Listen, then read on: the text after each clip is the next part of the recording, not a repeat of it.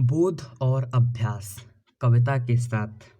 इस कविता का नाम है जनतंत्र का जन्म, जो रामधारी सिंह दिनकर के द्वारा लिखा गया है। तो रामधारी सिंह दिनकर के बारे में कुछ जान लेते हैं। तो राष्ट्रकवि रामधारी सिंह दिनकर का जन्म 23 सितंबर 1908 में सिमरिया बेगूसराय में हुआ था और इनका निधन 24 अप्रैल 1974 में हुआ था। इनकी माँ का नाम था मनरूप देवी और पिता का नाम था रवि सिंह, और इन्हें उर्वशी पर ज्ञानपीठ पुरस्कार प्राप्त हुआ था। ये राज्यसभा के सांसद भी रहे और संस्कृत के 4 अध्याय पर इनको साहित्य अकादमी पुरस्कार मिला था।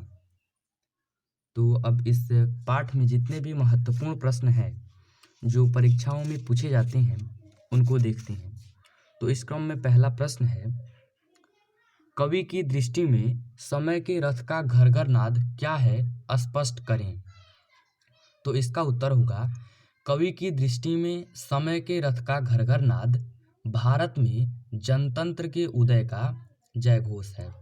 दूसरा प्रश्न है, कविता के आरंभ में कवि भारतीय जनता का वर्णन किस रूप में करता है। तो इसका उत्तर होगा, कविता के आरंभ में कवि ने भारतीय जनता की दयनीय दशा का वर्णन किया है। कवि ने इन्हें मिट्टी की अबोध मूर्ति कहकर यह स्पष्ट करने का प्रयास किया है कि ये लोग अनेक प्रकार की शारीरिक मानसिक यातनाओं को सहते हुए मौन रहते थे। अगला प्रश्न है, कवि के अनुसार किन लोगों की दृष्टि में जनता फूल या दूधमुही की तरह है और क्यों।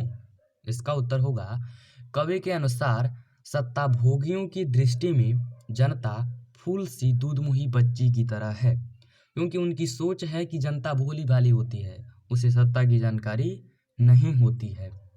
अगला प्रश्न है, कवि जनता के स्वप्न का चित्र किस तरह खींचता है। तो इसका उत्तर होगा, कवि जनता के अजय स्वप्न का चित्र खींचता है जिसमें जनतंत्र के उदय का जयघोष है। फिर अगला महत्वपूर्ण प्रश्न है, विराट जनतंत्र का स्वरूप क्या है, कवि किनके सिर पर मुकुट धरने की बात करता है और क्यों। तो इसका उत्तर होगा, विराट जनतंत्र का स्वरूप नवीन भारत है। भारत विश्व का सबसे बड़ा जनतंत्र है और कवि जनता के सिर पर मुकुट धरने की बात करता है। और इस पाठ का अंतिम महत्वपूर्ण प्रश्न है कि कवि की दृष्टि में आज के देवता कौन हैं और वे कहाँ मिलेंगे। तो इसका उत्तर होगा, और यह प्रश्न बहुत ही महत्वपूर्ण है क्योंकि परीक्षाओं में कई बार यह प्रश्न पूछा जा चुका है। अभी 21 के एग्जाम में भी यह प्रश्न पूछा गया था और संभावना है कि 22 में भी पूछा जा सकता है। तो इसका उत्तर देख लेते हैं।